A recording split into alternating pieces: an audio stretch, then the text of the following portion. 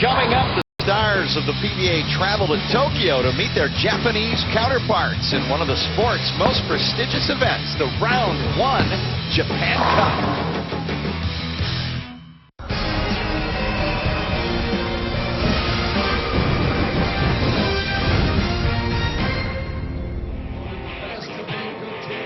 Welcome to Minami Suna in Tokyo, Japan for the season-ending event of the 2012-13 PBA Tour, the Round 1 Japan Cup. Hello again, everybody. Mike Jakubowski with PBA Hall of Famer and '89 Japan Cup winner, Randy Peterson. Randy, you competed here, and now we get to call the Japan Cup. Yeah, and 24 years has gone by really fast. This was one of my favorite events to compete in. The fans in Japan are some of the greatest bowling fans in the world, and I really miss competing in this event. Round of 8 matches from Tokyo set to begin. 4 Americans, 1 Finn, and 3 Japanese players will do battle in head-to-head matches. Taking a look at round of 16 winners, Sean Rash advances against Hoier, and the twin Finn Asku Polarma against Kato. And you can see Hoier actually defeated Kitaoka 3-1. I competed against Kitaoka way back when. The other side of the bracket coming out of the round of 16, EJ Tacket in his first international appearance will tackle 3-time Japan Cup winner Tommy Jones and Barnes and Watanabi in the other quarter. And that unique sound, Randy, indicating the beginning of play. The traditional whistle blowing to start the match, only in Japan. Shinichi Hoier out of Kanagawa, Japan. A very unique style as we begin our first round of 8 match. Head-to-head, single game. Winner advances.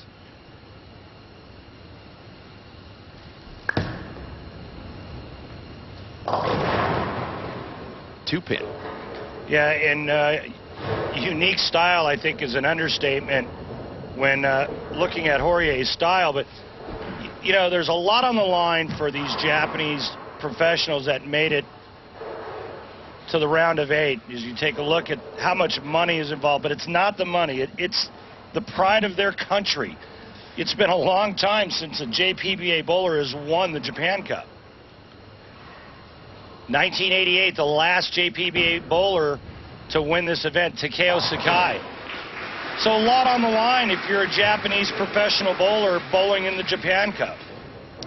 And now Sean Rash will step up. This round of 8 matchup. Winner advances to the round of 4. Rash, the reigning PBA Player of the Year, and his last opportunity to earn consideration to go back-to-back. Opening shot here in the round of 8 against Hoier.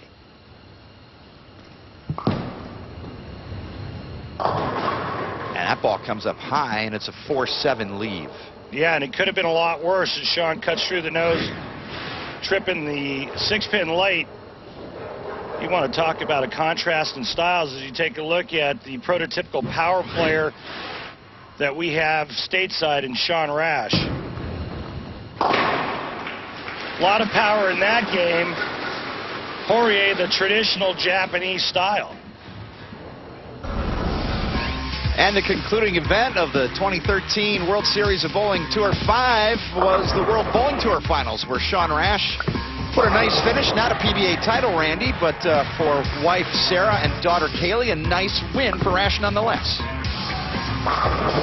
Yeah, it may not count as a title, MJ, but it's a win. It's a victory, and something that Sean has struggled with at the World Series of Bowling, but not on this day. Great victory for Sean and a great victory for his family. Interesting to note, the last title for Rash coming on the World Bowling Tour with a win in Bangkok, Thailand in October of 2013. Rash now continues second frame in this round of 8 matchup. Light hit and a 7-pin remains. A lot on the line for Sean Rash, not only in this match but in this tournament. As you take a look at the road that he traveled to get here, taking out 2 great players from the United States, Josh Blanchard and Ronnie Russell. And Masami Abe, one of 2 ladies in the round of 64, as Rash cleans up in the second frame. The Round 1 Japan Cup consists of 176 players who bowled 10 games of qualifying apiece. The top 64 by score advanced to a match play round. Head-to-head, best of 5 games through rounds of 64, 32, and 16 have produced this round of 8. Now Shinichi Hoier continues. And a ring 10. And you got a perfect look at the unusual style. Very unique. The way he starts, feet are spread wide apart, comes around the side of the ball at release. And that's the ingredients that make up a down and in type of shot, which is very traditional Japanese bowling. Highest previous finish coming, top 39 finish at the 2013 Tacket Open. Clips the left side of the 10 pins, a clean frame for Shinichi Hoier. Lane conditions here, 41 feet in length, Randy. 41 feet, and the players all said the same thing, that the pattern was very conducive to high scores, and we saw a lot of nice scores throughout this event. But you could also see that it's very conducive because of the length of the oil pattern, that it allows the stylist Japanese form to go down and in to play that straighter type of shot. That ball comes up high and a 610. We're also competing on an HPL lane surface, which also adds to that equation. Yeah, because it's a high friction surface, Mike J. And there, again, you see that little bent elbow at the bottom of the swing. Now, normally we see that in power players.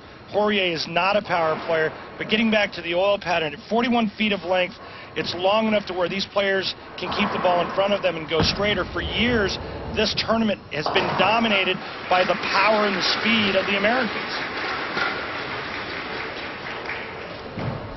Sean Rash, over $220,000 in this 2012-13 season. The season-ending Round 1 Japan Cup now toes the line in the 3rd frame. I'm not real good at math, Mike, but that seems like a lot of money. Good bankroll for the PBA Player of the Year, and a great shot there, straight back to 10. I think Sean Rash's game has become so well-rounded, and that's why here's your reigning Player of the Year, and that's why his hat is in the game again to repeat those honors. Sean Rash has learned to go straight when he has to go straight. Even with the high rep rate, you can see that he's able to keep the ball on line. Rash up in the 4th frame, says he's in sync and has been sharp coming to the end of this season, and his spares have been solid. 4th frame. And a double! The 9-pin, the last to fall late. Nice break there.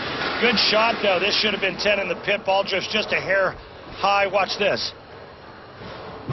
Ball goes right past the 9-pin and gets a nice break to bump the 9 out.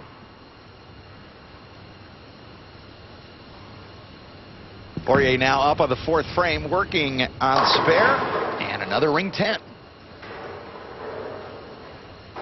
Yeah, he needs to start finding a way to strike here pretty quick. Otherwise, he's going to be in trouble with Sean Rash doubling as you see his road to the final 8. Took out Kato in the round of 16, but he also beat Hall of Famer Parker Bone III in the round of 32. Bone, 4-time winner of this event. Cross lane now for the spare. And a conversion for Shinichi Hoier.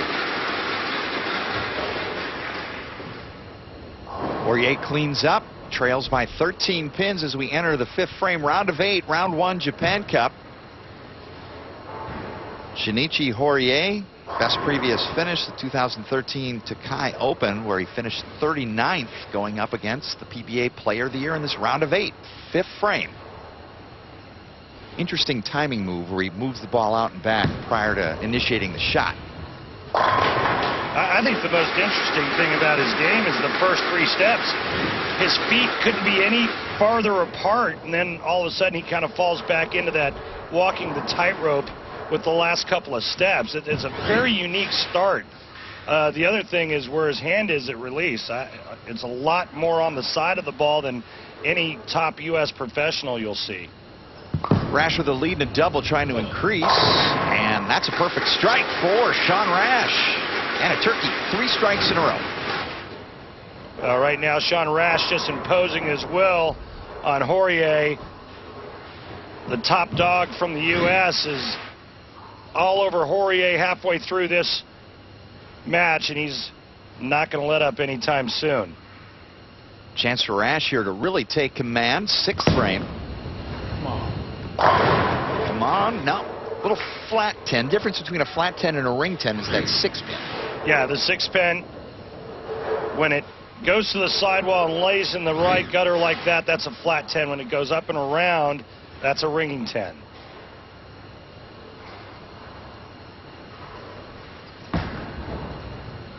Oh, no. Open frame, major mental error.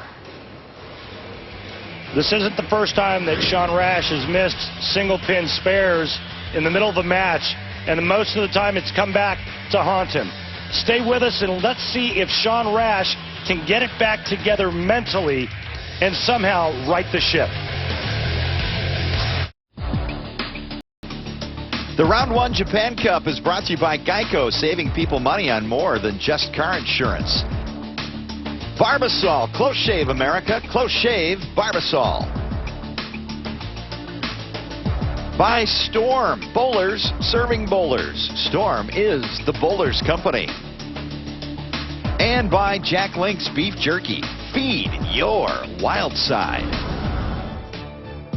Round 1 Japan Cup rolls on at Minami Suna in Tokyo.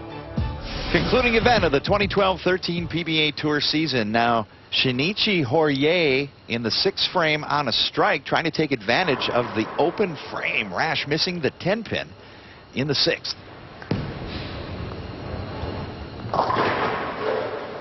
And a 3-6-10.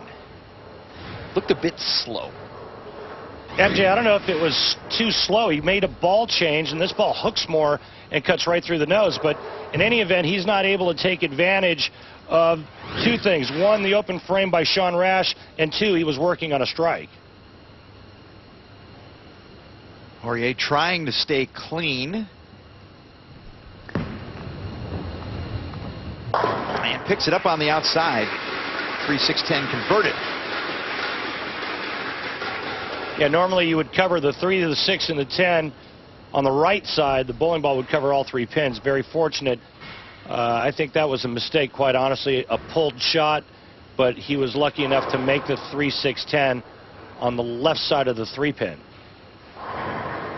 Japanese player has not won this event since 1988, and Hoier trying to come from a deficit to stay alive here in the Round 1 Japan Cup. 7th frame. And a flat 10 once again.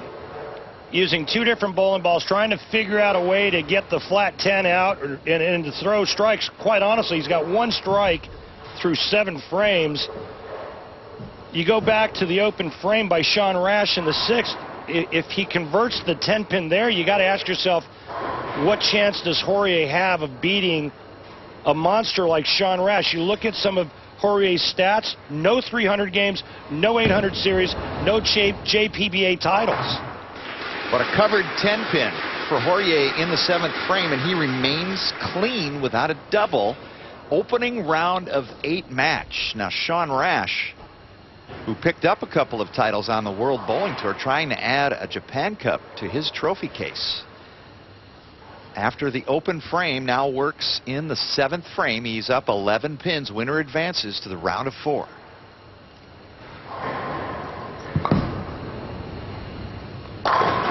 And recovery. 6 clips the 10. Strike for Rash.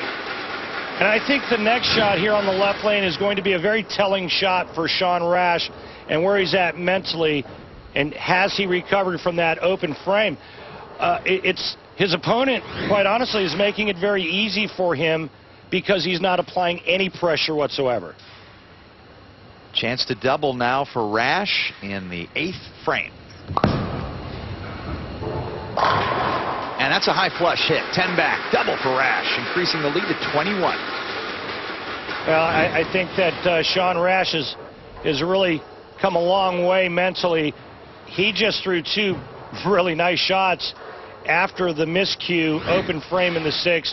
He backs it up with back-to-back strikes, 7th and 8th frame. Shinichi Hoier turned pro back in 2004. Trying to put some strikes together. And And he gets the first. It's his second strike of the game. He made a ball change on this right lane and looks like he's moved left. The question is, can he throw a double? Can he put any pressure on Sean Rash whatsoever? He can strike out for a max score of 225. Sean Rash can still shoot 240. Foundation frame, the unique style of Shinichi Hoier. Kind of stepped out of that one a bit, but the ball delivers and a double. You know, these are the kind of shots that you watch players throw when they kind of feel like they're out of the match. Their swing loosens up a little bit. They come out and they throw a couple of really nice strikes. It's the 8th and 9th frame. This is just about over. Sean Rash, if he throws a strike in the 9th and 10th, he's going to advance. Rash and his foundation on a double. Ball in hand, and his fate is in own hands. And he gets the strike. It's a turkey now, 3 in a row for Rash. And anytime you see the 6 pin, the second pin from the right, go to the sidewall and bash the 10 out like that, that's a right-hander's best friend. So now Rash up 10th frame. Ball in hand controls his destiny. A strike will advance him.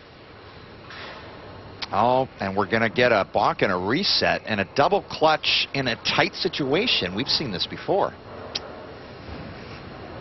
And, Mike, you just have to ask yourself, what is Sean Rash thinking mentally right now with so much on the line? Player of the Year implications. He needs a strike to advance. He's going up against a JPBA bowler who's never won a title before. 10th frame. And a light hit. Oh, 10 pin does not go. Roller misses. Pretty good shot there. Sean Rash is on the same lane that he whiffed a 10 pin on in the 6th frame, but this is a good shot. Problem is he's let Hoier back in the game. If Sean converts here and strikes on his fill shot, Hoier needs to throw all 3 in the 10th to tie. Smacks the middle of the 10 pin that time. Rash can strike for 225 and force Hoier to strike out in the 10th, and we'd go into a sudden death roll-off. If he would have made the 10 pin in the 6th frame, we wouldn't be having this conversation. We'd be in commercial break right now. So fill ball for Rash for 2 1/4. Oh, my. Oh, weird hit. Leaves the 4 pin, 224, and the door cracks open for Hoier. That was just an awful break. He shreds the rack to leave some wicked messenger 4 pin. Look how disgusted Sean Rash is. He's walking off. He's like, this is how I'm going to lose? Watch this hit in the pin action.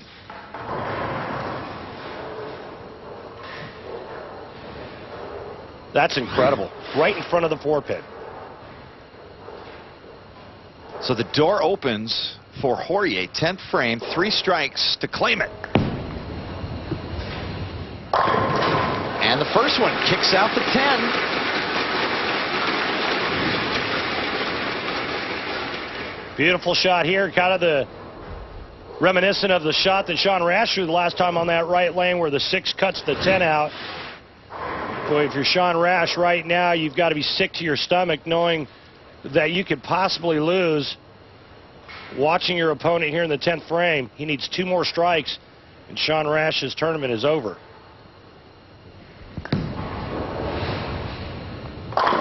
Shinichi Hoier delivers. Now 1 strike away from beating the reigning PBA Player of the Year and advancing Japan's hopes to reclaim the Japan Cup. I mean, it's incredible. He had 1 strike through 7 frames.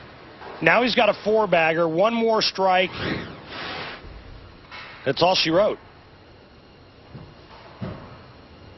Missed single pin and an awful break in the 10th frame, and all Rash can do is sit and watch Shinichi Hoier. 1 strike to advance to the semifinal. 10th frame, fill ball. I promise you this is the biggest shot of his JPBA career.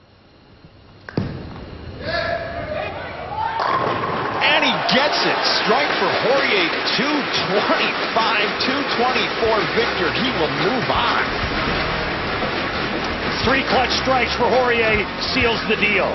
Coming up next, 2 more JPBA versus PBA clashes in the round of 8. Welcome back to the Round 1 Japan Cup. The Tokyo Skytree, tallest structure in Japan and second in the world. As we return to Minami Suna Tokyo, Shinichi Hoier a winner over Sean Rash in shocking fashion. I don't think anybody in the building saw this coming, including myself. But Hoier stepped up and threw 3 perfect shots in the 10th frame to clip Rash by 1. Our next round of 8 matchup, PBA Tour champ Chris Barnes going up against JPBA player Kazuaki Watanabe. And this is very similar to our last match, where you have a PBA superstar, future Hall of Famer in Chris Barnes, taking on a JPBA player who's never won a title. Barnes said early, look for me to play an arrow to the right of anyone else. Watanabe actually has a power game. Unusual for the JPBA bowlers, but this guy's got some speed and some revolutions and a lot of striking power. And strike he did. He struck a lot against Chris Barnes and takes out the future Hall of Famer 278 to 239. So Watanabe advances along with countryman Shinichi Hoier as 2 of the 3 JPBA players advance with 1 to go, and the hopes of the Japan Cup riding on the home team. Coming up next, another round of 8 quarterfinal as the twin fin Asuku Polarma will face Yuya Kato. Kato with the opening shot out of Kanagawa in Japan. Smooth style and nice strike to open for Kato. There's your traditional Japanese style, that down and in, very square, very straight, hand up the back, rolling it, medium rev rate, medium ball speed. And here comes the polar opposite of that. The twin fin Asuku Polarma out of Espoo, Finland. 30 years old, 3 PBA titles, seeking his 4th here today at the Round 1 Japan Cup. And an opening shot, 2-8-10 becomes the 8-10.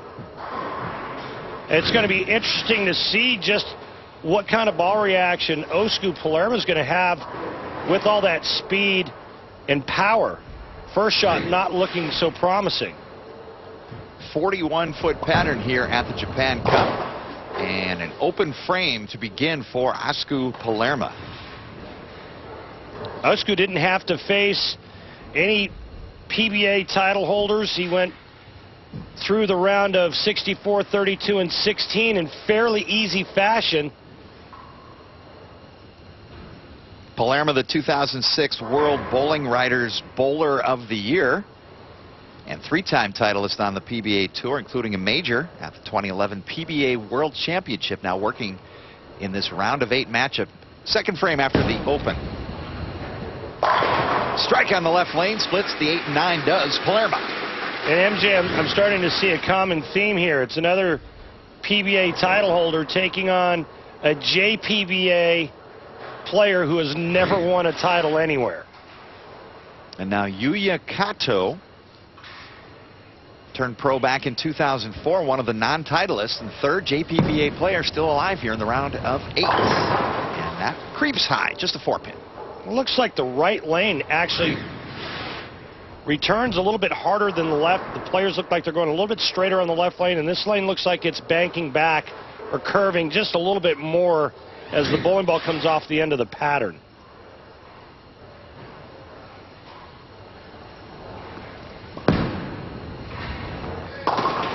Pick up for Kato. 11-pin lead here early in this round of 8 matchup. And Shinichi Hoier looking on. Winner in the round of 8 matchup against Rash by a single stick. And he gets the winner of this Kato Polarma matchup, and a mixing hit and strike for Yuya here in the 3rd. Oh, this is a beautiful shot here. You can see a little bit straighter, a little bit more down and in, less ball reaction into the pocket as he carries that light mixer. Who do you think Shinichi Hoier is rooting for in this match, MJ? I got to imagine his countrymen. Now Polarma looking to double. Third frame. Wide berth and a 10-pin. Asku gave that a lot of path to come back. Well, remember the last time on this lane, he left the 2-8-10 and tripped the 2 late. That ball just coming in a little bit behind the head pin, leaving the soft 10. Start your engines. As Polarma gives the 10-pin a ride, cleans up in the third, trails your early round of 8 matchup here at the Round 1 Japan Cup. Mike Jakubowski along with PBA Hall of Famer and Japan Cup winner Randy Peterson. And what is the difference when you come overseas to compete here in Japan? Well, the biggest difference is for me was, one, getting over the jet lag. The jet lag is brutal. You know, Japan is 12 or 13 hours ahead depending on daylight savings time. So the biggie was trying to get your sleep regulated. Also, trying to figure out what equipment to bring over. You can't bring 20 bowling balls with you, so you have to choose your arsenal wisely. You can see right here, Osku going much straighter, as is every other player on this left lane. Comes in light, leaving the 4 and the 8. Most of the PBA professionals limiting themselves to 6 or 7 balls as travel permits, and Polarma picks up the spare. A look at Yuya Kato's road into match play, defeating Hall of Famer Amleto Monticelli, countryman Kenta Onishi, and Anthony Lacaze making the trip over. And Anthony Lacaze having a nice tournament, getting into the round of 16. So Kato steps up fourth frame, chance to double here. Round of 8 matchup. And he delivers.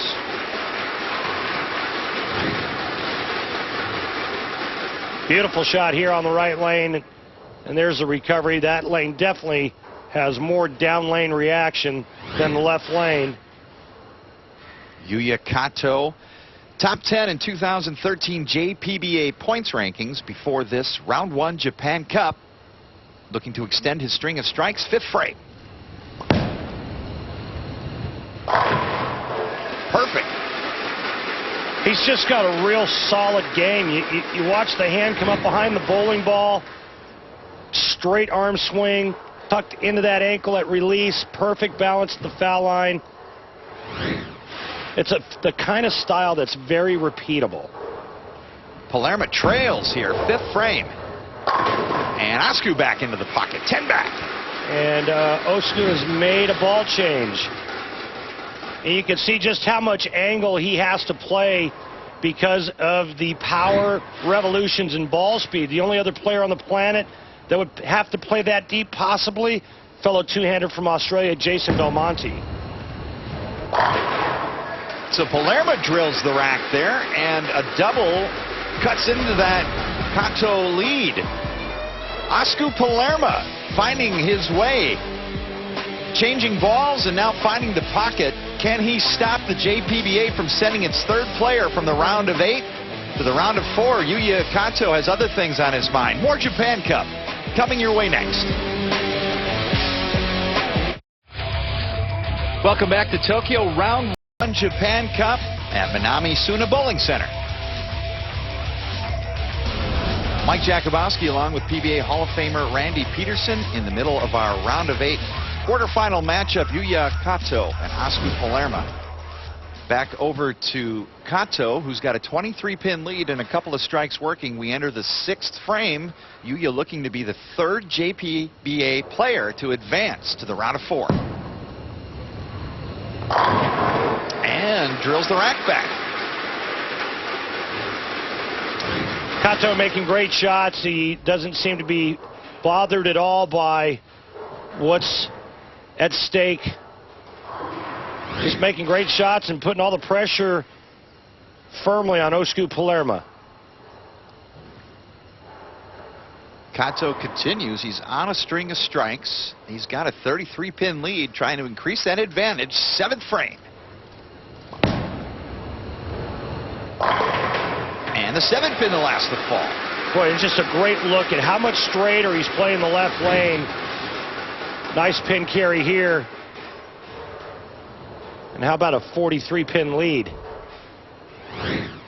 Kato with a big lead, bidding to become the third Japanese player to make the round of 4. Polarma has something to say about that on his own string. 7th frame. And Asku continues with the string of strikes, staying alive here, minus 33 heading into the 8th. Well, to have any chance, in my opinion, he has to strike out. Remember, he had that early open frame. Polarma with a chance to cut into the lead of Kato as the JPBA has advanced 2 players already. Oh my. 7-10 almost stands, just the 7 remaining. I mean, this could have been disastrous. A shot that probably would strike for a guy like Osku 90% of the time. He almost leaves the pocket 7-10.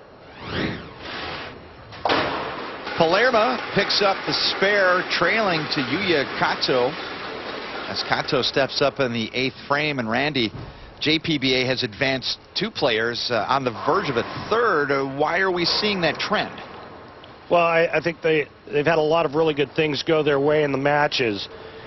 Sean Rash against Shinichi Hoier, excuse me. Sean gets up, rips the rack, leaves a 10-pin, then leaves a mixer 4. Hoier gets up and strikes out in the 10th frame and beats Rash by a pin. Chris Barnes takes on Watanabi. Watanabi snuffs him out by shooting 278. And now, this match against Kato and Polarma, Kato's just all over Osku. Osku opens early. Kato's been stringing strikes. A lot of things going in favor of the JPBA bowlers today. They're doing a lot of good things, though. They're throwing the ball well. They're converting spares. They're going straighter. I think their form and accuracy is a little bit more conducive to the oil patterns and the way that the lanes have broken down. They're just doing a lot of really good things, and they're having some good fortune as well. Kato 3rd in this year's Korean Cup, 17th in the ABS Japan Open. Now steps up in the foundation frame with a big lead, trying to dispatch the twin fin Asku Polarma. 9th frame.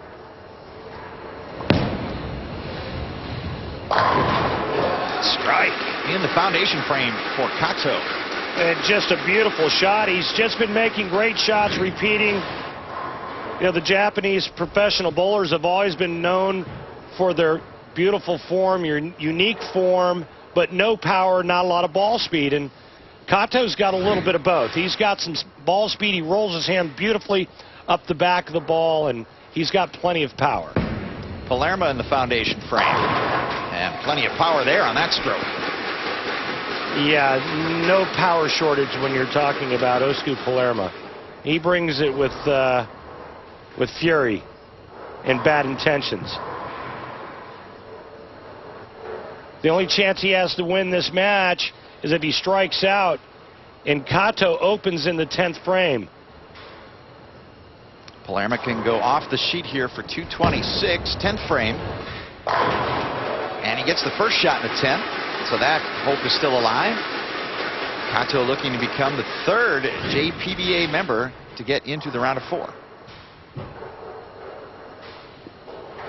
Pure stroke, pure result. He just needed to do it a little bit earlier in the match. It's going to be probably a little too late for Osku. The way Kato has been performing in this game, he's just been flawless. Shreds the rack. Polarma, double in the 10th, now can fill for 226. Great look at the release. It's amazing how a player can throw it that fast with that little of follow-through. All that speed generated by how fast his feet go from start to finish on the approach. Kato wondering what he's going to need in the 10th to advance. Polarma piling on as big a number as he can and strikes out in the 10th. 226 for Asku Polarma. That was a nice finish. He did make the ball change late. Tough when you're competing in a one-game match, but here's Kato now. Remember the last time on this right lane, he went 2-8, and he went light. He probably made an adjustment anticipating breakdown where he had to move a little bit left and open the lane up, but you know, 2-8 is very close to leaving a 2-8-10, and right now all he needs is a mark. Kato, a mark to advance and join two countrymen in the round of 4. And the best kind of mark with the 9-pin falling late. Another good break in pinfall. Well, even if he didn't trip the 9 out, you have to kind of give him the spare, I would think, but it's a strike nonetheless, and he's going to move on. But boy, what just a solid game. You know, just the 2 spares. If he strikes out here in the 10th frame, he'll be in the 250s.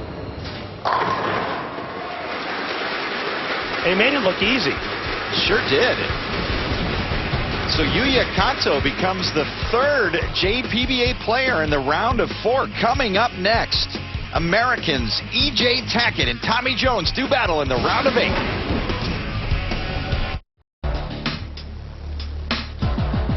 The Round 1 Japan Cup is brought to you by Jack Link's Beef Jerky. Feed your wild side. By Geico, saving people money on more than just car insurance. By Motive Bowling, high-performance equipment with a fresh perspective. Get motivated. And by Barbasol. Close shave, America. Close shave, Barbasol.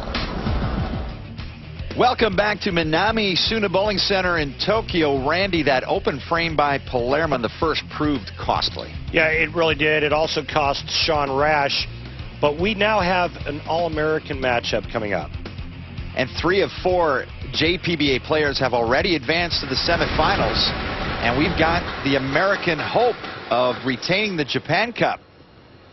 Tommy Jones and E.J. Tacket. Our final round of 8 matchup. We begin with Jones out of Simpsonville, South Carolina, 35 years old, 15 career PBA Tour titles.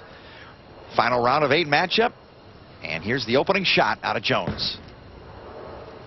Oh, ring 10, not the messenger. Gets it on the backside. Strike for Tommy. And it looks like the back part of the lane is coated with Teflon as the 4-pin goes to the sidewall and just slides across and takes the 10 out. Debut in Japan for E.J. Tacket, making his 2nd career television appearance. First came at the PBA Wolf Open in Milwaukee. Opening shot. And E.J. rips a rack. Boy, did that ball take a spin through the pin deck.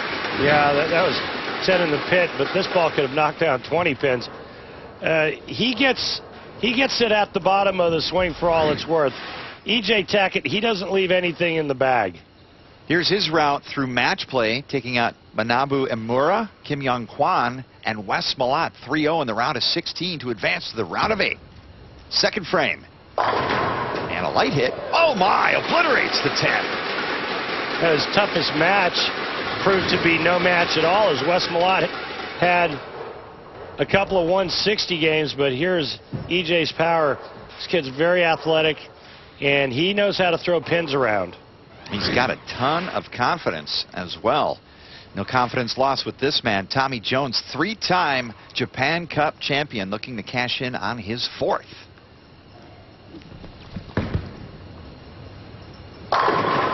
Double apiece. Jones, Tacket, round of 8. Well, Tommy Jones, no stranger to the bright lights and bowling under pressure. He's got the 3rd highest winning percentage on TV in the history of the PBA, and that's just another beautiful strike. Tommy Jones' path through match play, taking out former champion here, the last JPBA player, Takeo Sakai and Mike Fagan in the round of 16. Randy, Tommy says, I take strong balls with strong layouts when he comes to Asia. Why does he do that? Well, he knew that he was going to be bowling on a 41-foot pattern, so he wanted aggressive equipment. And a strong layout is where he positions the weight block based on where he's going to drill the fingers and the thumb holes. He positions that weight block to make that bowling ball roll. And Tommy likes to throw it hard. He likes to be aggressive. And when he gets on oil, he doesn't want his ball to hydroplane. So he goes with strong cores, strong cover stocks, and drills the equipment strong to give him the best advantage. And a turkey there. Back over to E.J. Tacket, making his first trip overseas in this round 1 Japan Cup. And a strike for Tacket. Turkeys apiece. 3 strikes for both players in this round of 8 matchup. Winner advances to the semifinal. A lot of power, a lot of hand, and this very talented 21-year-old who's quietly making a name for himself on the PBA Tour. EJ steps up in the 4th frame. Turkey apiece.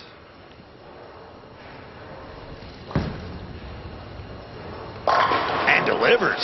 Powerful strike. All strikes. You wonder how you can generate that much power from such a small stature. Easy. Get your feet going fast, cup that wrist, and bend that elbow right before you let go of the bowling ball and snap that wrist open. You'll throw it fast. You'll create a lot of revs.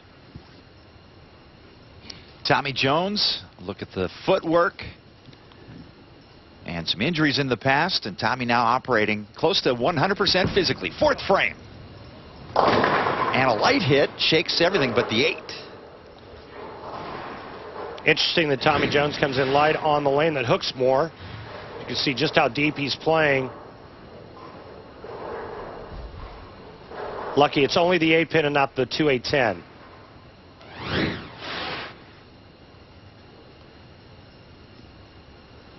Jones with the single pin, first non-strike in this round of 8 matchup. Converts the spare. Defending champion Mika Koivuniemi did not make the round of 64. The same thing happened to Tommy Jones one of the years he was defending champion. He says you can get into trouble if it gets wet dry here and you don't have a ball that's close. How do you attack that? Well, first of all, what he means by wet dry is when you get the bowling ball to the right if you're a right-hander a little too early and it overhooks, and then when you miss target a little bit to the inside, it goes too straight. So the dry becomes more pronounced, the oil becomes more pronounced. You need to find a bowling ball that will blend that out. 5th frame after the spare for Jones. And back solid in the pocket, and a strike for Tommy Jones. Back on the strike train, Tommy Jones knows that he can't get too far behind E.J. Tacket, especially since E.J. has yet to miss. This kid can throw a lot of strikes. Perfect from the 1st. E.J. Tacket operates in the 5th. And he's got the front 5. All of a sudden, it looks like the right lane is starting to bail down lane, meaning that the bowling balls are laboring to get back to the pocket. Remember, Tommy went light. That's a light mixer there for E.J. on the right lane. Bowling at Minami Suna in Tokyo on AMF HPL lanes, Randy, and E.J. got a chance to practice on the lane surface back at home in Huntington, Indiana. Yeah, his folks have the same exact HPL surface, and that's a huge advantage. Put a 41-foot oil pattern down, make sure that the volumes are close, and E.J. gets a pretty good idea of what the oil pattern was going to be like here. He can adjust his equipment accordingly. And crossing over almost there, just leaving the 10-pin.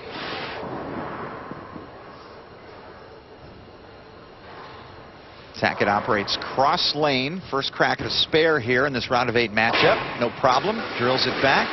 Slash in the box for E.J. Tacket. Tight round of 8 battle between Tommy Jones throwing strikes with messengers and E.J. Tacket returning serve. This match is in the balance. Who will be the last American hope to stand up against Japan's wishes to return the Japan Cup home? Coming up next. Rolling along at the Round 1 Japan Cup in Tokyo, the final event of the 2012-13 PBA Tour season, and a Player of the Year announcement is coming up, Randy.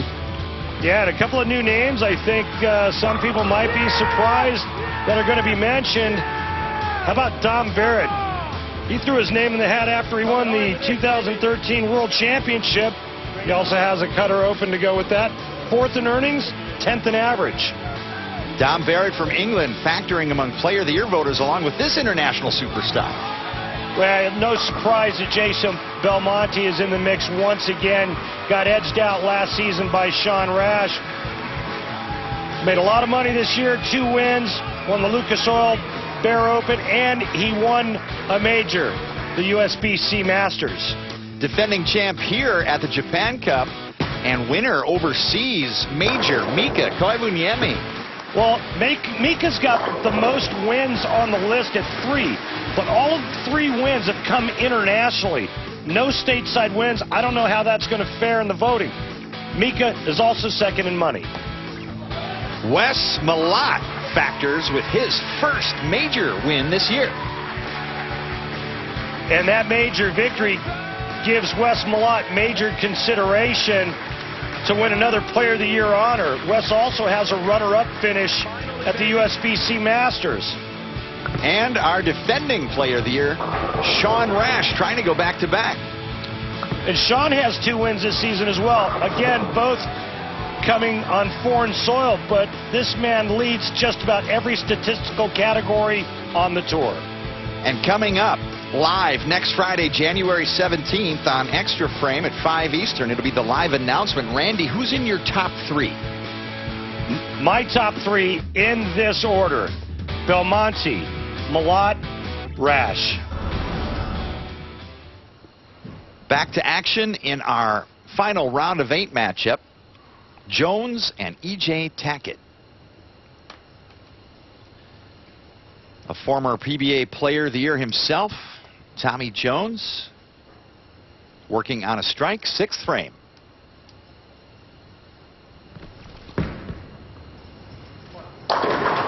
And Jones slaps out the 10, cuts the lead in half. Well, that's a beautiful thing to watch when the 6-pin goes to the sidewall and snaps the 10 out. Watch this, 2nd pin to the right. Tommy Jones knew he needed to grab a mitt and get back in the game, and he just did with a double in the 5th and 6th frame. Final 4 frames. Jones first to play here in the 7th with a strike and even the match. Oh, and the 7 stands. Yeah, a little shaker 7. Ball comes in just a little bit light, not a very good break. When you have that much power, speed, and revolutions, you're looking to carry this shot and carry it a lot. Tommy Jones leaves that 7-pin, critical time here in the 7th frame. Tacket waiting his turn, trying to displace the 3-time Japan Cup winner. Tommy trying to add his 4th. Up and at him and kicks the 7-pin halfway back to the foul line. Does Jones.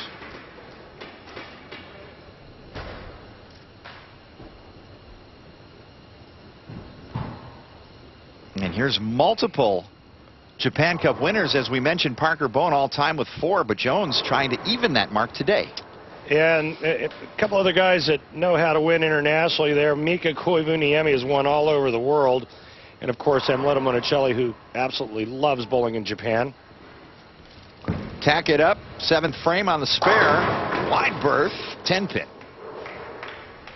Almost a pocket 7-10, and this would be the worst possible moment for that to happen. And seeing how he's leading, all he has to do is stay clean and fill frames. E.J. Tacket, to me, appears not to be nervous in the least. I mean, there's no sweat, there's no perspiration.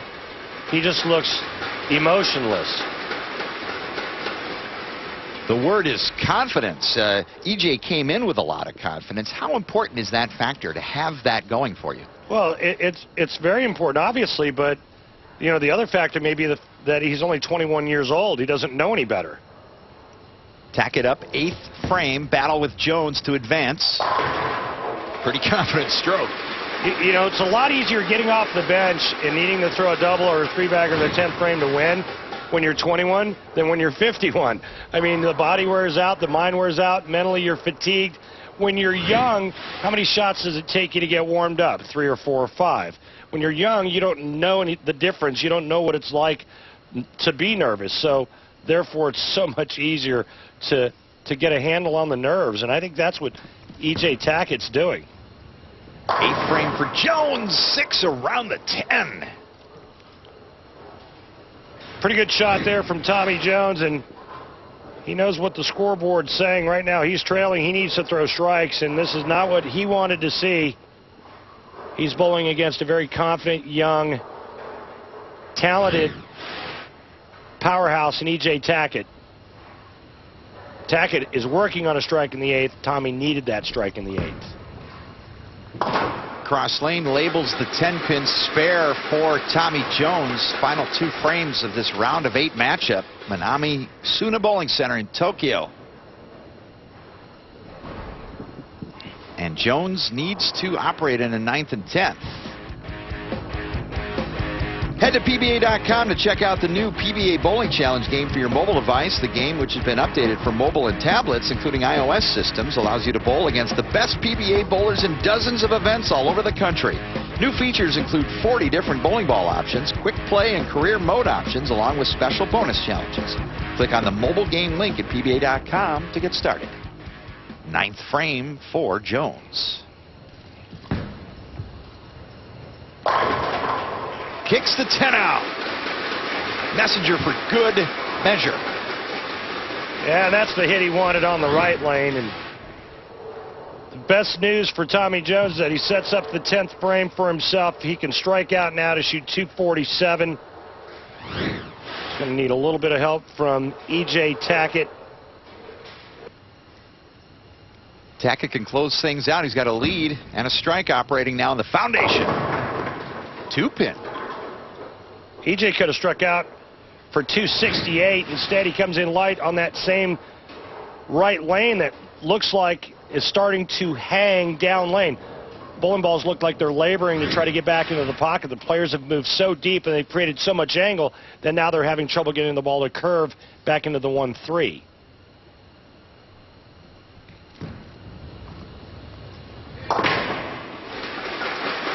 Spare for Tacket. We now enter the 10th frame. 248 max for E.J. Tacket. He strikes out. He shoots 248. The best Tommy Jones can shoot 247. This is what you like to see in any match, coming down to the 10th frame. So ball in hand, as the players say. Player controls his destiny. And Tacket can strike out and advance. Creeps high and avoids trouble. Just a 7-pin. Kind of taps himself on the head. Opportunity lost. Kind of beat himself in the head, Mike J. He's upset. He knows that he gave one away here, but he got a nice break. The big 4 was standing. Now it's just the 7-pin.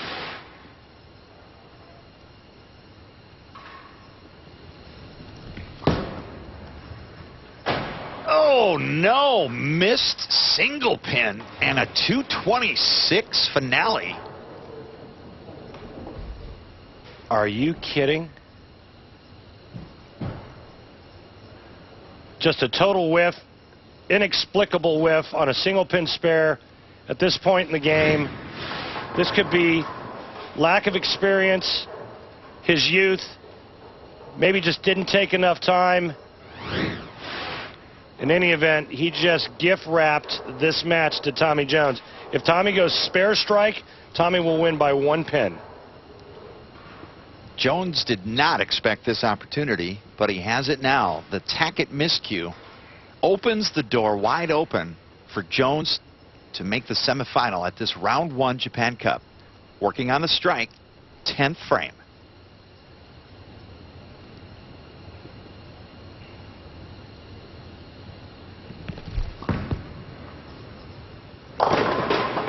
Oh, 2-10 split.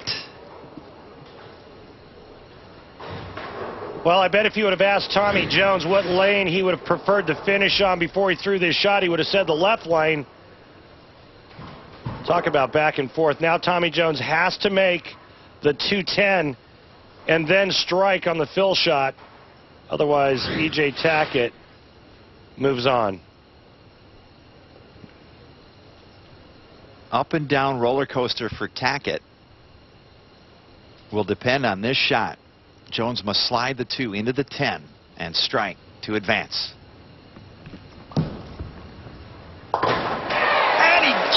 210 conversion. Jones comes up huge.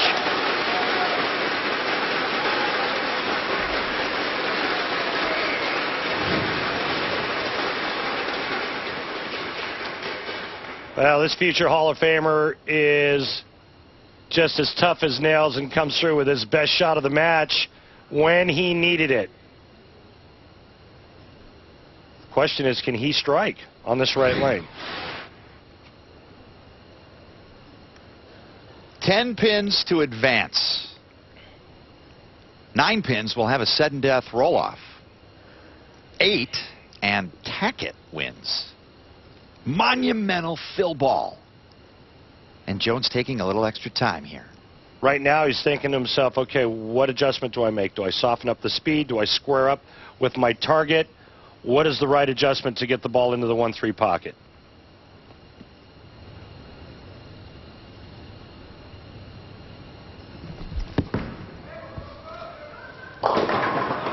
Oh, 7 count. Tacket survives. I don't believe it. Tommy liked that shot. He thought he threw a pretty good shot there, and that ball never turned over down the lane. Tommy Jones loses by 2. E.J. Tacket misses the single pin, but lives to advance to the round of 4. Jones gave himself a chance to win with this incredible conversion of the 210, needing 9 to tie, 10 to win. No! E.J. Tacket, the last American hope for the Round 1 Japan Cup. The semifinals are coming up next from Tokyo.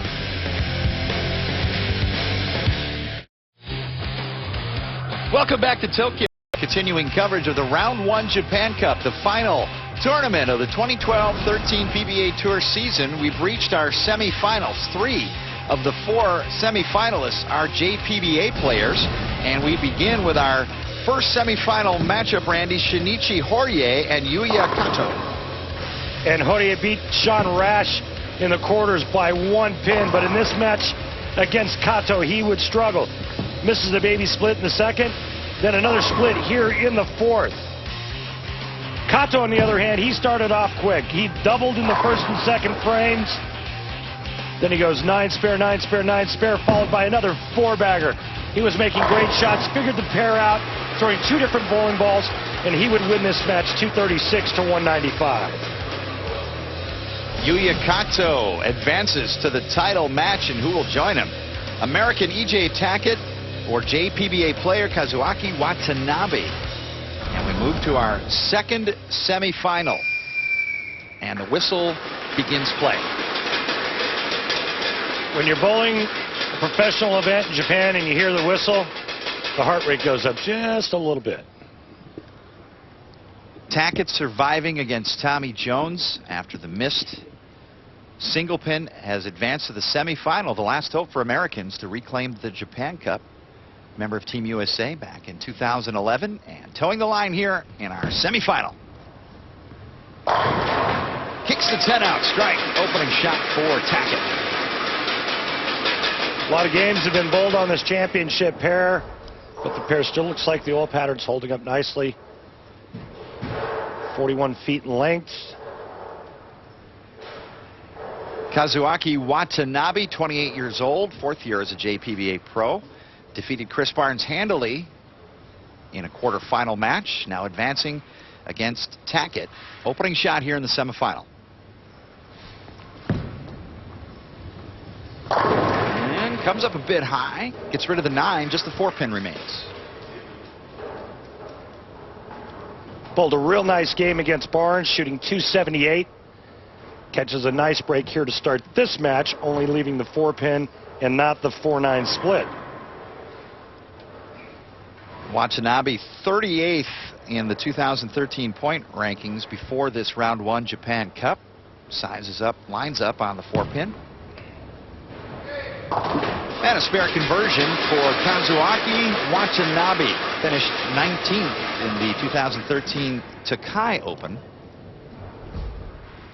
And what's so interesting to me is that the 3 remaining JPBA players, not one title, not one win between the 3 of them. It's just amazing. that they've made it this far, and it's really a testament to their talent in just showcasing what they can do and how much the game has changed over in Japan. Strike for Watanabe. A lot of the players say that the evolution, Randy, of the game is progressing. The straight players used to dominate. Now players seem to be imitating the American style. They can bowl and they're good spare shooters. Well, you see that in Watanabe's game, where he's got a little bit higher rev rate, more ball speed, higher backswing. That's kind of more of the U.S. power game, or the world power game, I should call it now, because certainly it's not just a U.S. thing anymore. Tacket the second opening double for E.J. Tacket, who admitted to a little bit of pressure, being the only American here to reach in the round of 4. I didn't think he felt any pressure. Certainly didn't feel it on that shot. Drops 10 back, so now short lead here for Tacket as we work the 3rd frame, round 1 Japan Cup. Mike Jakubowski with Hall of Famer Randy Peterson, an '89 Japan Cup winner. 3rd frame. Mixing strike and front 3 for E.J. Tacket. Well, this is why you put power and speed on a bowling ball, so you can carry the off hits. A ball that doesn't enter perfectly in the 1-3 pocket, you still want to be able to carry all 10 pins. E.J. did it right there. Watanabe working in the 3rd frame on the strike. And he's got a double. Cuts the lead in half.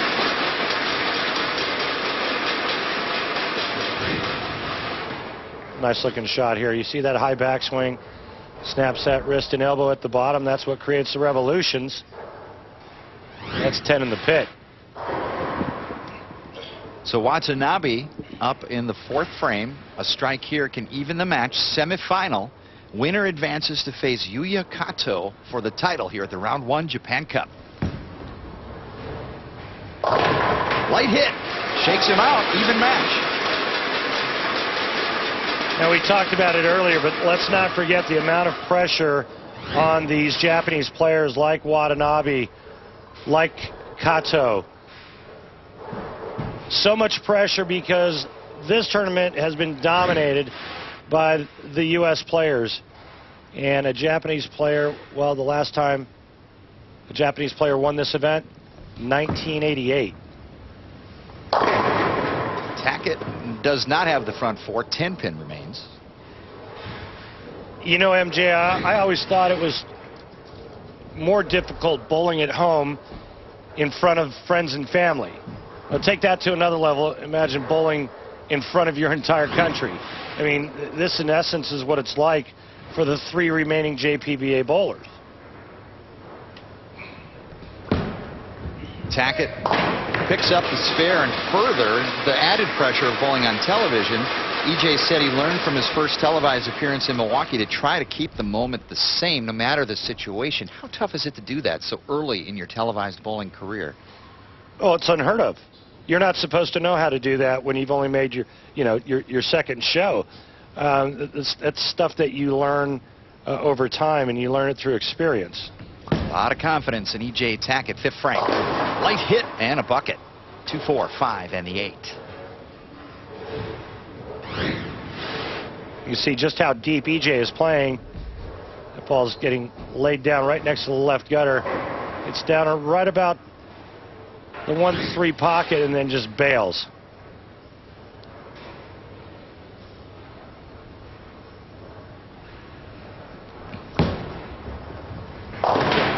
Tacket on the spare. Randy really enjoyed competing here. He says it's a different atmosphere. When you won here, what was the atmosphere?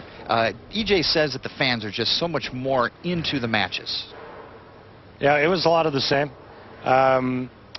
It was just the celebration afterwards, the ceremonies before, just how much tradition and how much attention they pay to detail, and the bowling centers look a little bit different, even though the lanes are still 60 feet in length and there's still 10 pins, but it's just different. But I tell you what made it special were the people.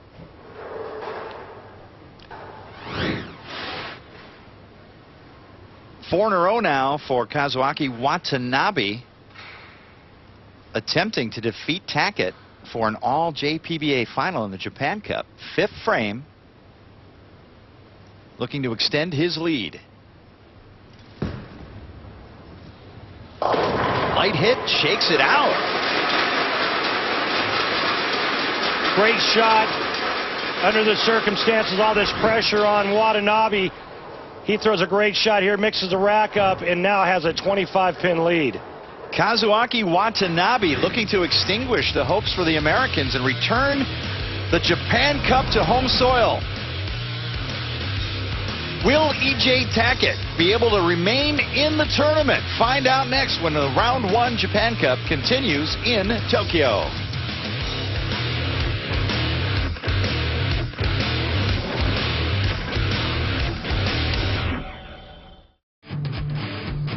Welcome back to Tokyo, Japan. Continuing coverage of the Round 1 Japan Cup, final event of the 2012-13 PBA Tour season.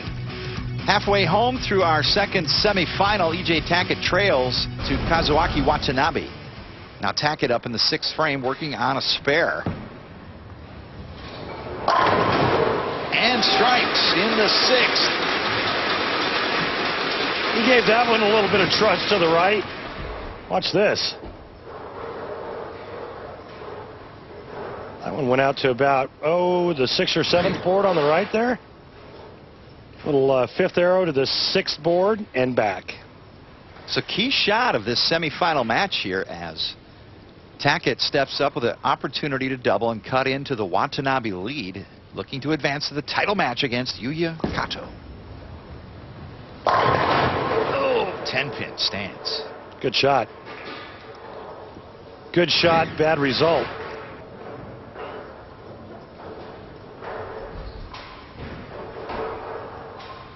He's a good 7 or 8 boards left of his opponent, maybe farther at the laydown.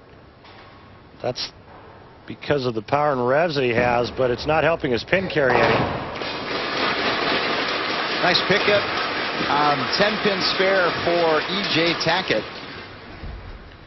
And now Watanabe with a lead, a strike up, and an opportunity in the 7th frame to put immense pressure on Tacket. He's struck 15 out of 18 today.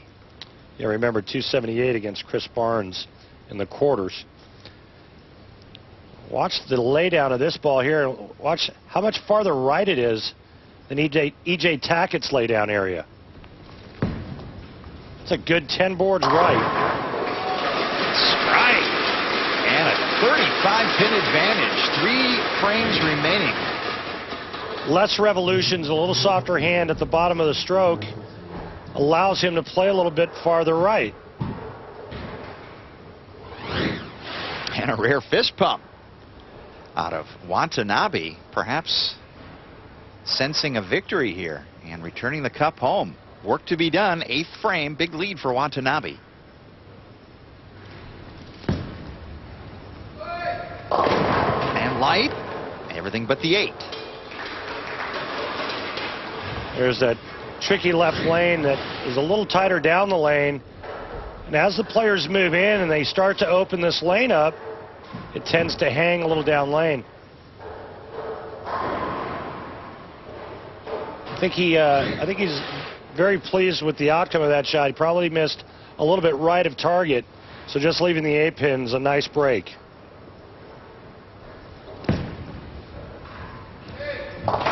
Spare conversion for Kazuaki Watanabe in the 8th frame. Tacket must perform in the 8th, 9th, and 10th if he'd like to put any pressure on Kazuaki. Crowd's sounding like they're starting to get a little bit more into it the closer we get to the final match.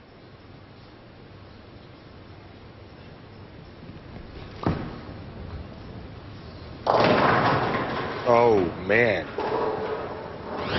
2-8-10 split. You might as well put a bow on this match and hand it over to Watanabe, because unless EJ can somehow figure out a way to make the 2-8-10 and strike out, his tournament is over.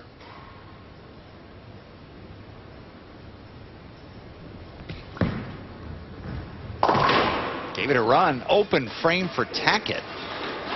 And now a huge lead for Kazuaki Watanabe.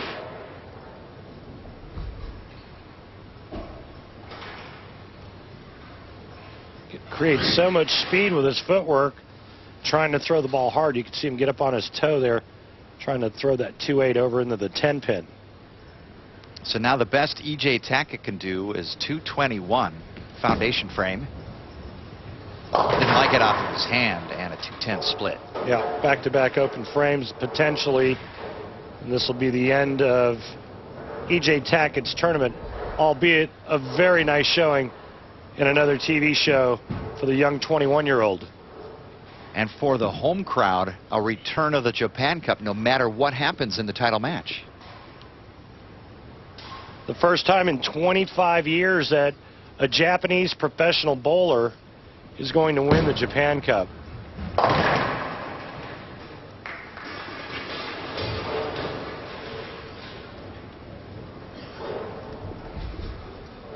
It's an open frame for Tacket, but still a performance to be remembered. A top 4 finish in your first international trip.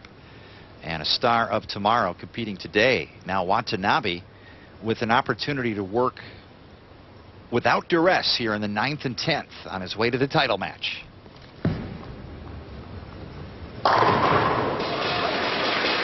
Important here for a number of different standpoints. Maintain rhythm, maintain line. There's a lot of different factors to consider when you have a few extra balls to play with. Yeah, and you know, he's locked in on that right lane. It's the left lane that's kind of been a little bit tricky for both players, although Watanabe with 1, 2, 3, 4, 5, 6 in a row. He looks pretty solid on both lanes.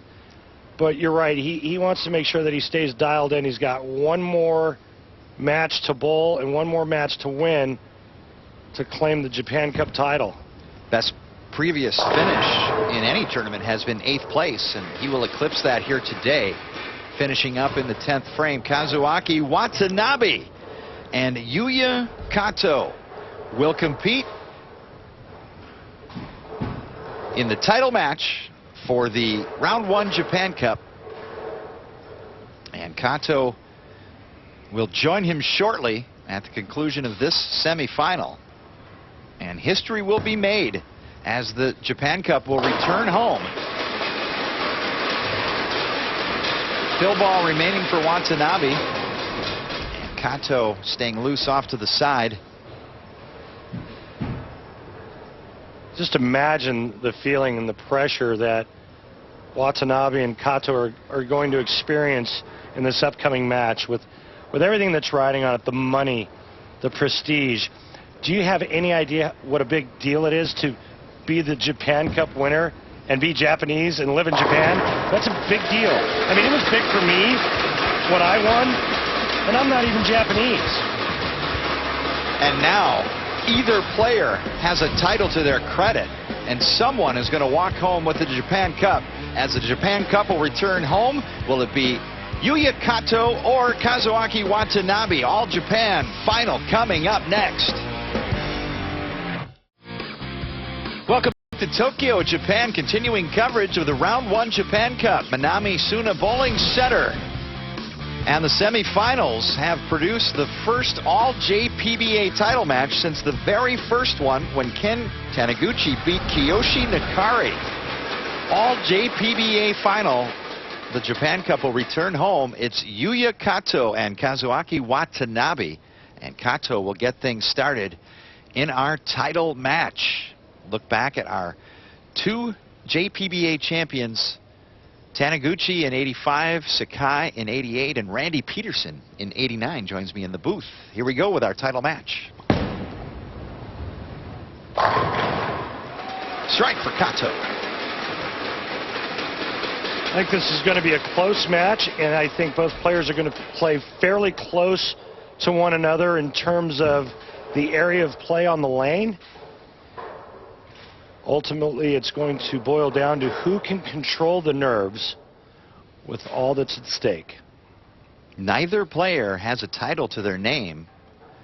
One will after this match. Opening shot for Watanabe. That comes up high, and it's a 310. The baby split. You think about your last comment, Mike J, and neither player has won a title. This isn't like going down the street and bowling for the Tokyo Open or maybe the Shinagawa Classic. This is the Japan Cup. A little more weight involved. Good spare. Cleans up the baby split. Japan will celebrate the return of the Japan Cup at the end of this title match. Nicely done here. The last thing you want to do in a title match is start with an open frame and get behind early. That just adds pressure to the already pressure-packed situation. Watanabe's second frame. That comes up just a tad high, 4-pin. High on the right lane, high on the left lane. Needs to make an adjustment from the last game. It's not a bad shot, but it just drifts a pinch high.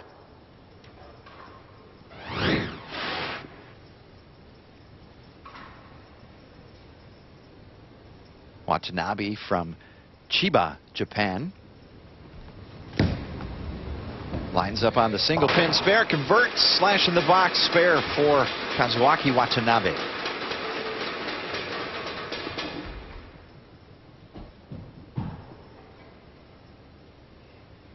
In a sense, Randy, there may be a little less pressure in this match. It would have been different had one or the other faced an American player for the pressure of bringing the Japan Cup home.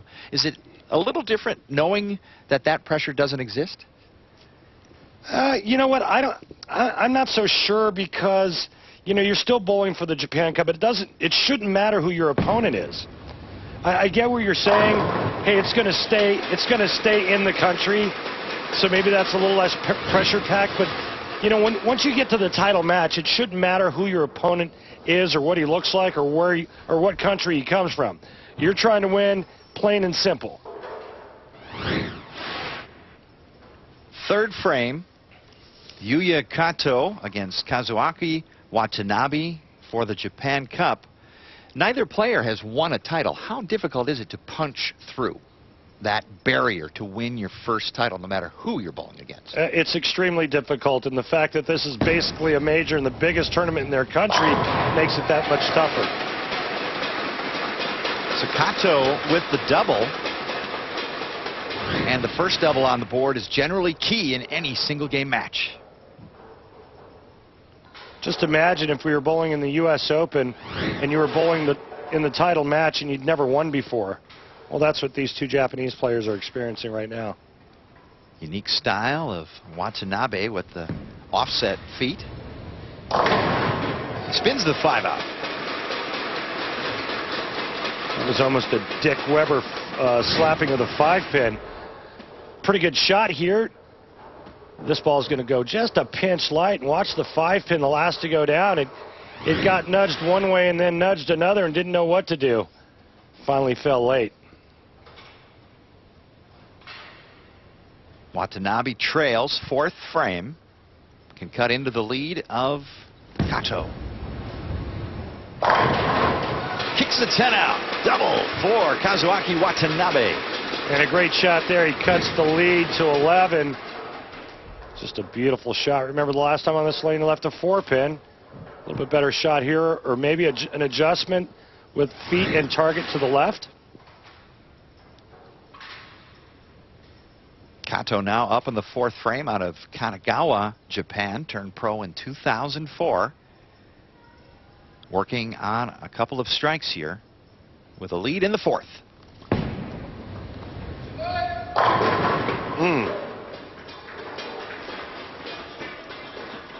Now there's the difference in rev rate and power when compared to the U.S. players like E.J. Tacket, like Tommy Jones, Sean Rash. You see those players playing that deep inside angle, they tend to slap that 10-pin out more times than not.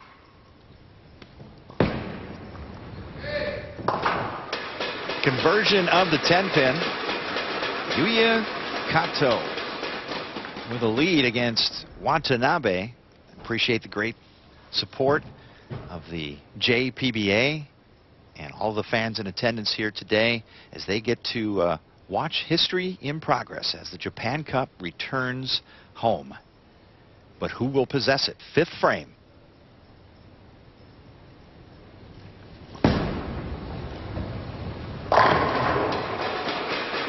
Greatness. Just a great shot there from Kato. 10-pin match. How steady that head is. And that balance, the foul is just perfect.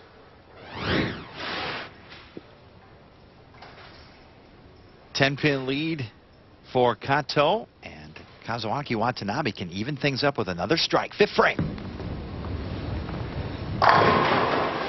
And he gets it. Even match halfway home. Title match of the Japan Cup. Beautiful little shot here by Watanabe. This ties the match up. He liked it. I'm not sure his opponent did. So Watanabe up in the sixth frame. Opportunity to jump into the lead here. Title match, round one, Japan Cup.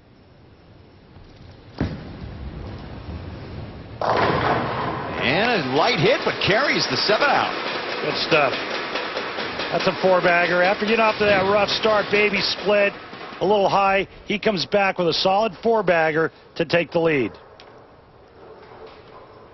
The Japan Cup returns home. Who will possess it, Kazuaki Watanabe or Yuya Kato? We will find out when the round one Japan Cup returns to Minami-Suna. The round one Japan Cup is brought to you by Barbasol. Close Shave America, Close Shave Barbasol.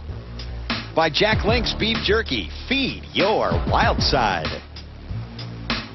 By Geico, saving people money on more than just car insurance. And by the USBC, the national governing body, servicing the needs of bowling. To learn more, visit us on bowl.com. Sixth frame title match, round one Japan Cup. Yuya Kato can even things up with a strike. And he does it. Perfect shot. This is a great match. You couldn't ask for any more. Title match, Japan Cup. Hasn't been won by a JPBA player in 25 years. These guys are going toe-to-toe. And this match is all even through 6 frames. Good stuff. Kato, 7th frame, and Watanabe both look to be shaking off some nerves. Kato first to play here. Second place finish in the 2011 Takai Open is his best previous finish.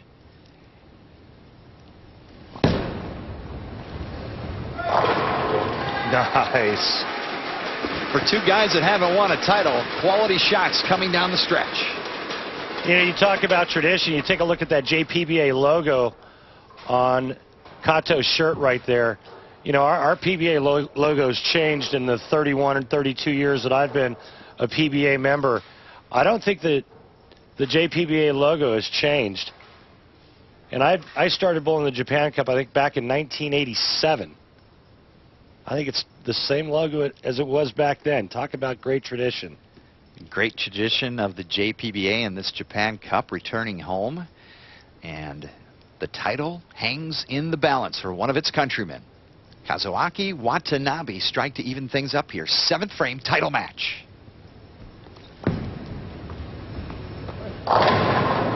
Shakes out the 7. Even Steven.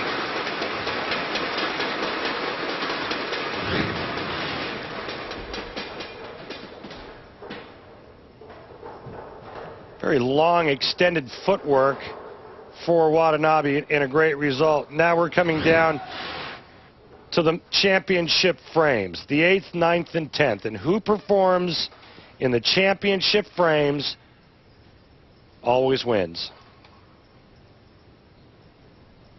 Kato with his thoughts. Watanabe with the ball. 8th frame. Drilled it. Splits the 8 and 9. What a shot in the 8th. Tremendous. After that rocky start, He's been perfect. 2, 4, 6-bagger. Great shot. Now he has to sit and wait. Up by 10. You can feel the crowd, too, the normally very respectful audience. You're starting to hear some hips and hollers out there, rooting their countrymen on. Now, Kato must strike in the 8th to even up the match. Light, and the 4-pin remains. It's kind of like watching Wimbledon when they're getting closer and closer to match point. You could start to hear the crowd getting behind their favorite player. Kato could have used a strike right here. Instead, it looks like it's going to be 9 spare if he can convert the 4-pin.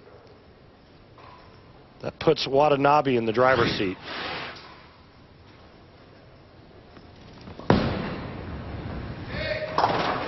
Spare for Yuya Kato.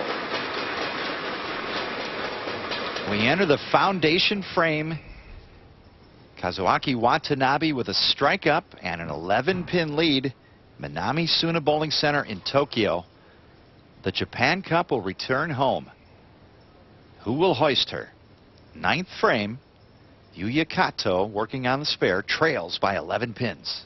This is where you just got to suck it up and wipe the computer, wipe the brain clean. No thinking can be done right now. It's got to be autopilot.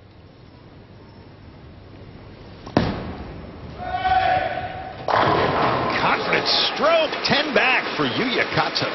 That was a great shot. Sets up the 10th frame.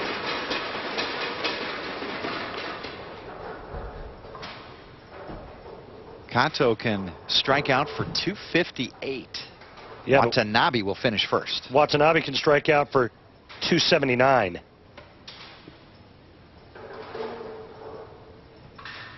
So Watanabe in a position to shut out. Operating now in his foundation 9th frame.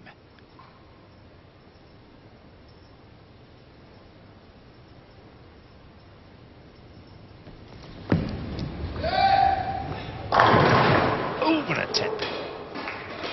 Look, just a bit aggressive at the bottom of the swing. A little extra speed caused that ball to hit just a fraction flat as it went through the pins.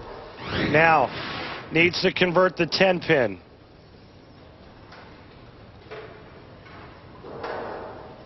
See the 6-pin go to the sidewall and just lay there kind of flat. Now, if he converts here and strikes out in the 10th frame, he could shoot 258, and we have the possibility of a tie. How's that? 25 years since a Japanese player has won this event, and this title match could end up in a tie? Oh, no! Flags the 10-pin open frame.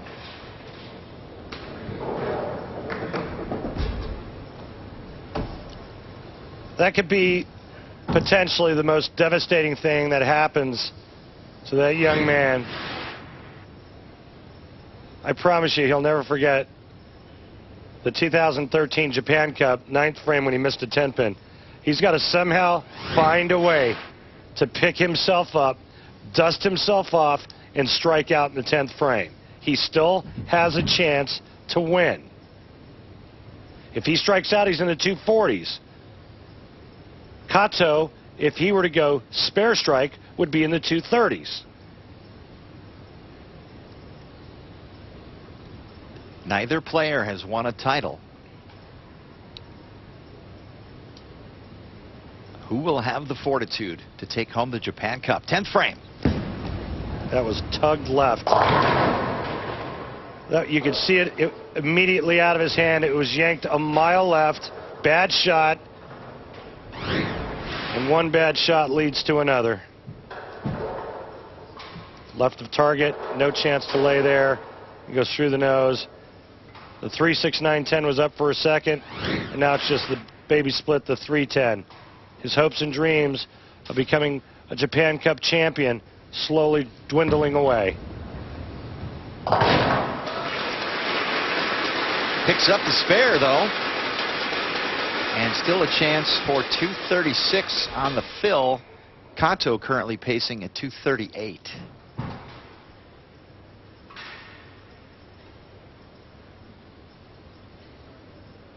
Two tough shots in the 9th and 10th, the missed spare and the high shot tugged for Watanabe. Got to be some nerves flowing.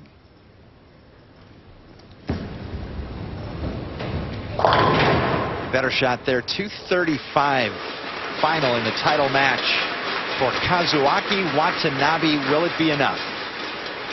Mike J., this title was his when he stepped up in the 9th frame. Missed a single pin spare and quite possibly cost him his first ever title. Yuya Kato stands up in the 10th frame. As the players like to say, it's ball in hand, meaning you control your destiny. You don't think there's any pressure? Look how much time he's taking and the deep breaths, the deep breathing.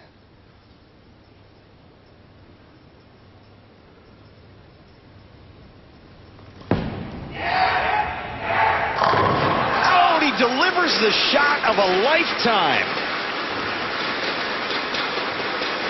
Pured it.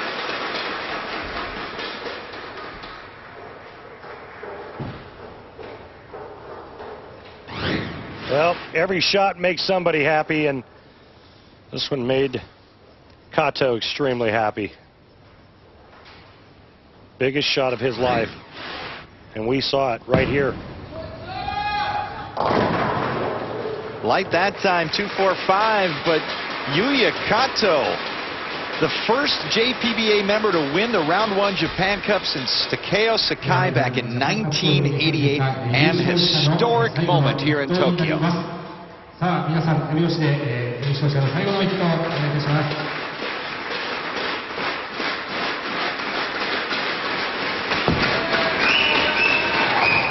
And the home crowd taking him home. The work is done. Yuya Kato, Japan Cup champion, as the cup returns home. And Watanabe fell apart in the 9th and 10th, costing him a shot. But it was this shot from Yuya Kato, Randy, that seized the day. He just bowled phenomenal all day long and threw his greatest shot when he needed to. That first shot in the 10th frame was just brilliant. Next Sunday at 3 Eastern on ESPN, it's the Regional Players Invitational Finals and the PBA 50 Tour Finals featuring Walter Ray Williams Jr., Amleto Monticelli, and Pete Weber. An historic conclusion to the Round 1 Japan Cup. 4 Americans and 1 Finn unable to hold back the charge of the JPBA as the Japan Cup returns home for the first time in 25 years. A Watanabe Open paved the way for this memorable strike from Yuya Kato. For Randy Peterson, this is Mike Jakubowski. We'll see you next week from the World Series of Bowling in Las Vegas.